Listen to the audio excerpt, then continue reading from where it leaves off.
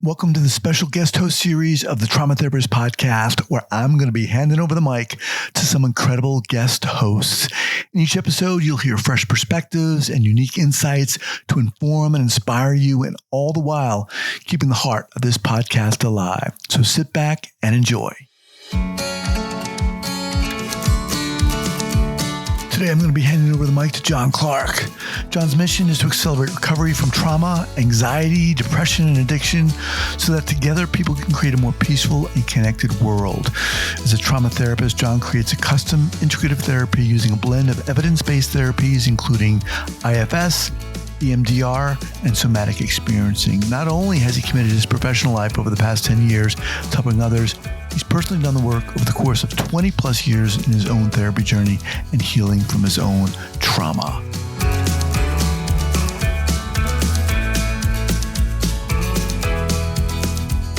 My name is John Clarke. I'm a licensed trauma therapist and the host of a podcast called Going Inside, Healing Trauma from the Inside Out.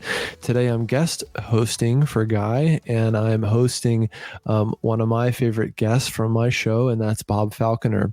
Bob Falconer is the author of The Others Within Us, Internal Family Systems, Porous Mind, and Spirit Possession. He's been doing this work for over 50 years. Bob has devoted himself to working on internal family systems therapy and related spiritual work.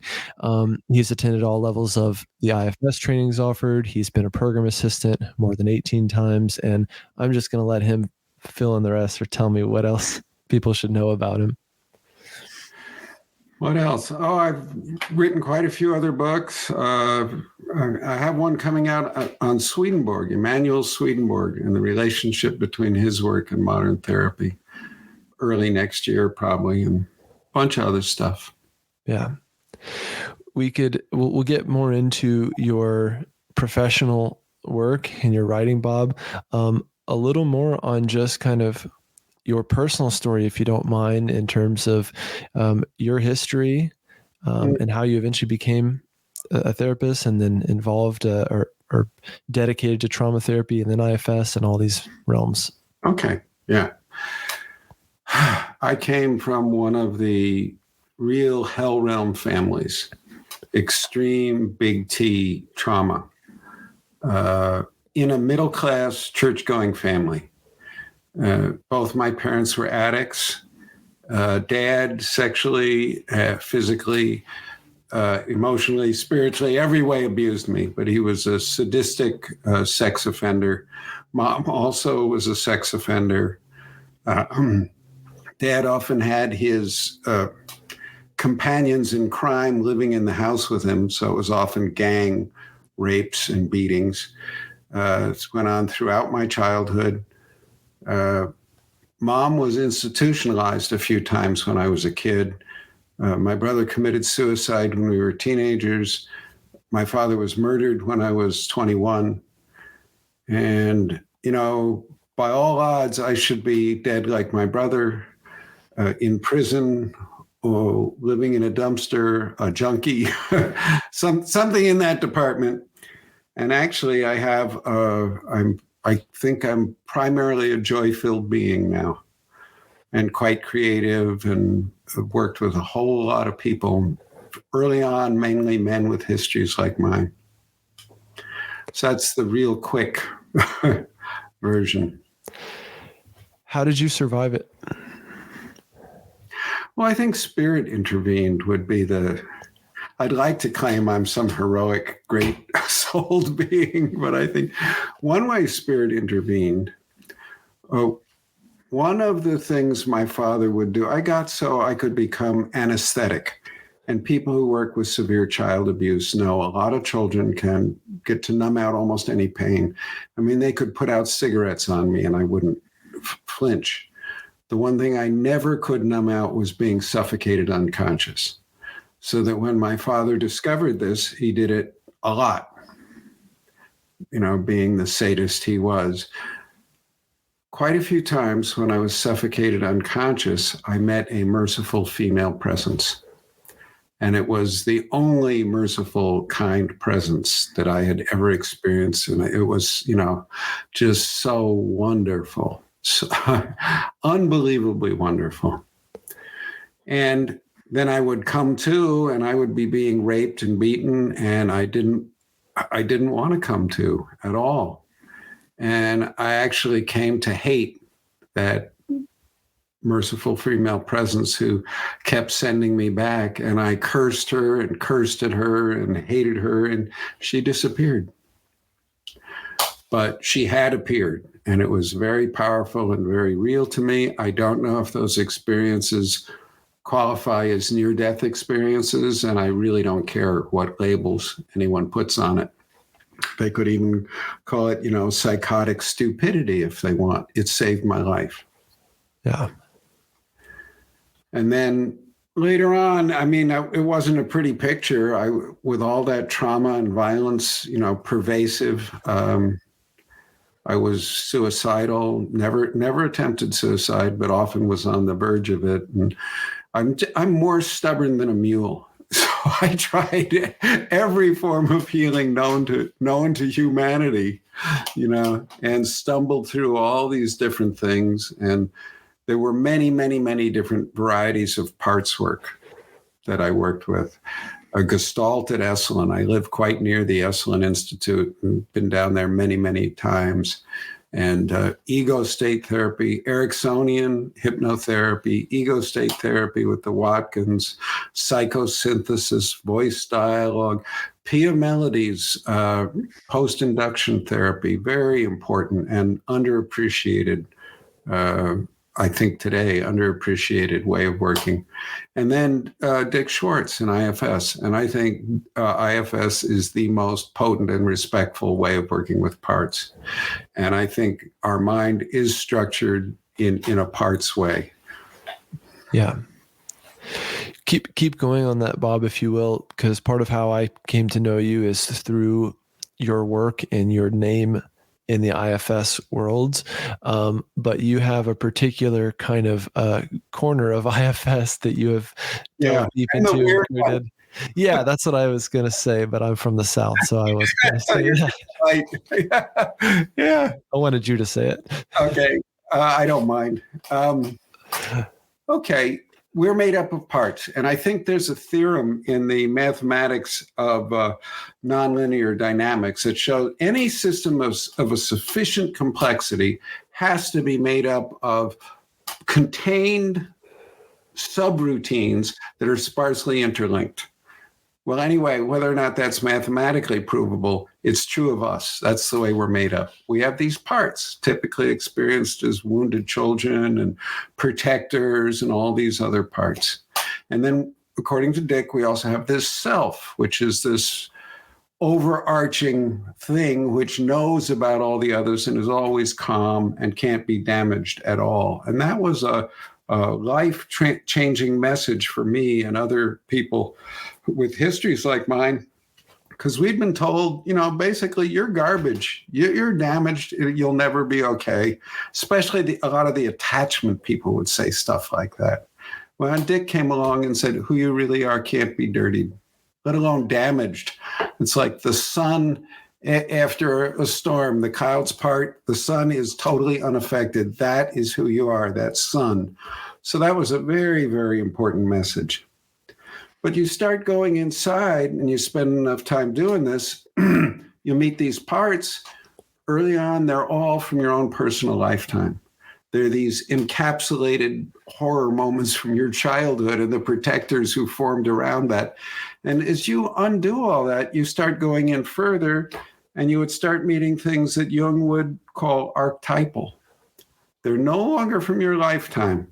Now, we know now there's very hard science that there are things from our legacy burdens, they call them in IFS, that affect us. There's a whole science of epigenetics. There's hard science on this. You can do it with rats, and that's the standard of reality in our world today. If you can do it with rats, it's real. But you keep going in there, and things show up in people's minds that are not part of their legacy. But they seem agentic, they seem real, they have huge impacts on people for good and for ill. And you get in there far enough, they don't even seem human anymore.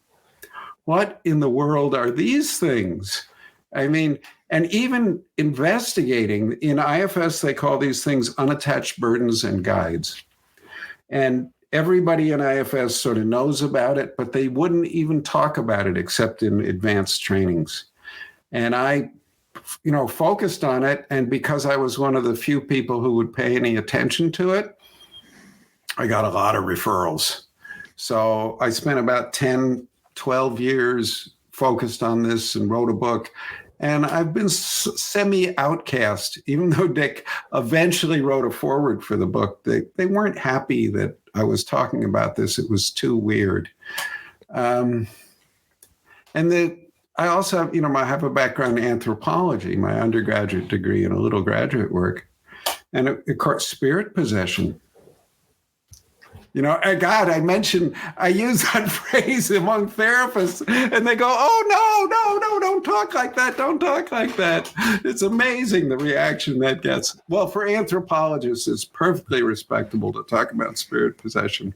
Mm-hmm. But what I say to try and make this less offensive is there is a basic biopsychological dynamic that occurs in every culture we have records of, through every era of history.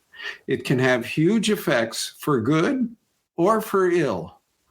The metaphor most often used to describe this is spirit possession. Whatever it is, it's worthy of study. It's ubiquitous and it's powerful. We should study this. We shouldn't turn a blind eye.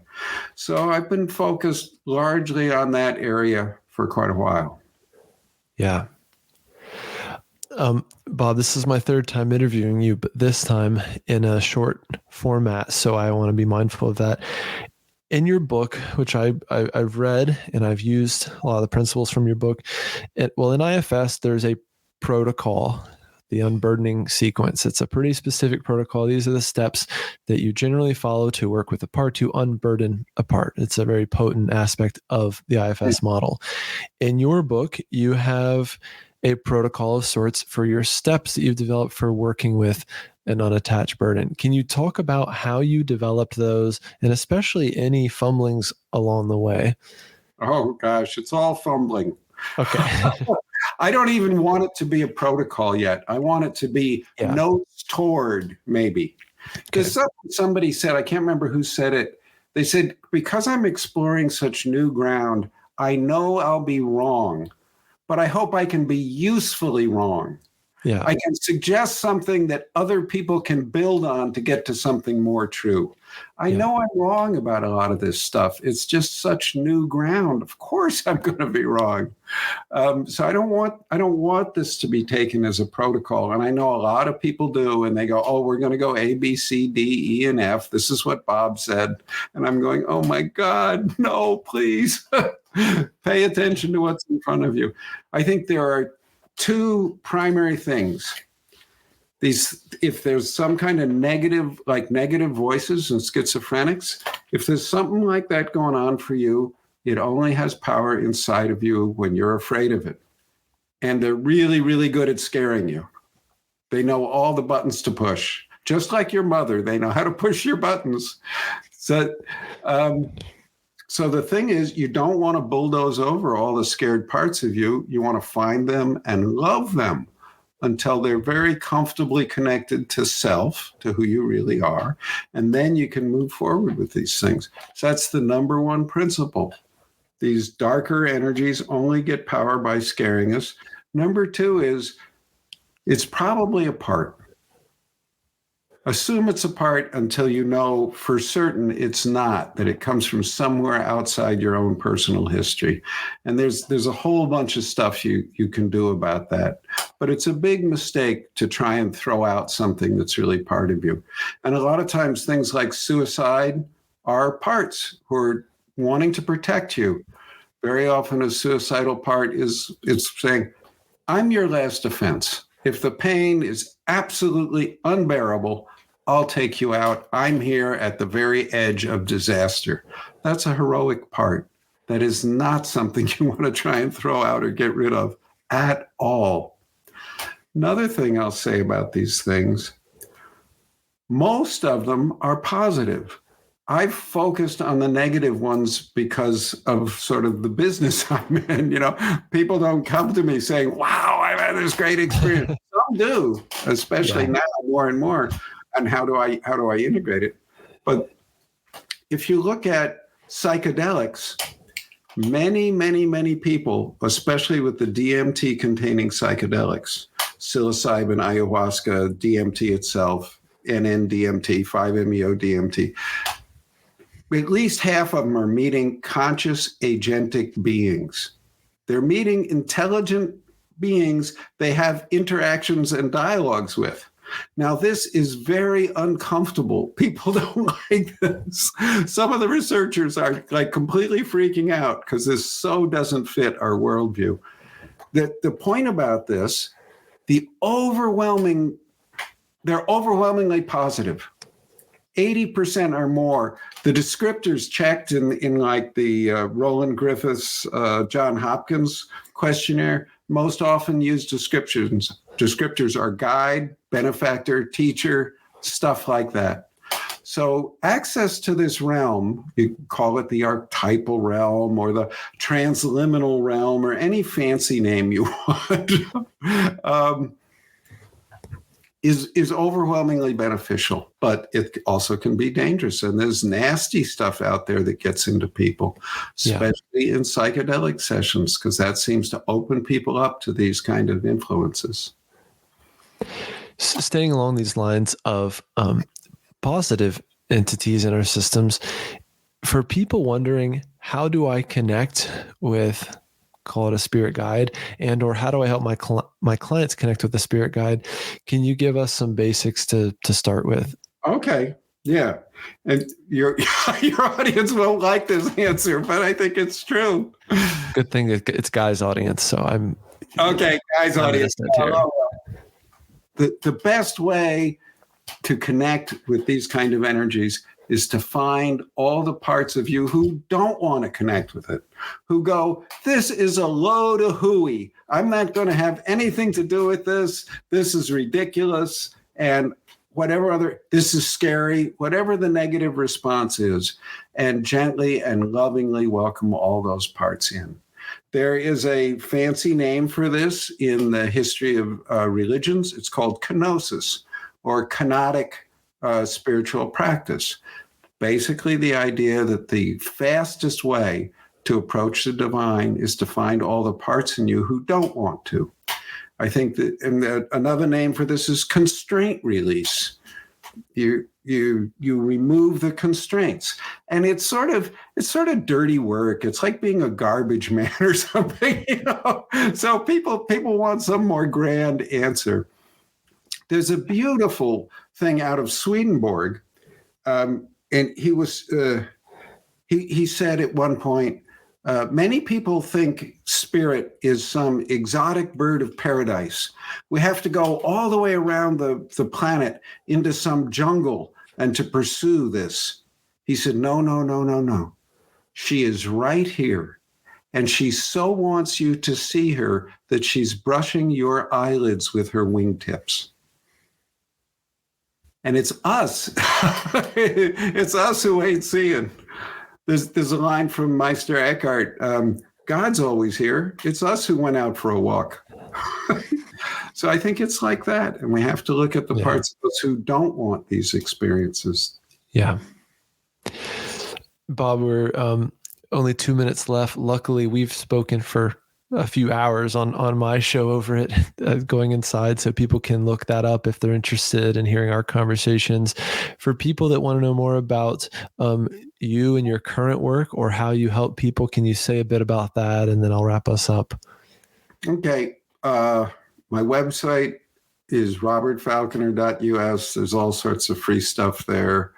I'm sort of moving out from under the therapy umbrella. I think therapy actually, when it's done right, is a subset of spirituality. And I want to make that connection more explicit. And I think especially for major trauma survivors, the question is, what connection could you have to meaning to a higher power or something that makes sense in the worst hell realm you've ever been forced to be in the most intense, humiliating suffering you've ever been in, what's strong enough and big enough to be there with you then? That's, to me, spirituality in this kind of framework. Beautiful.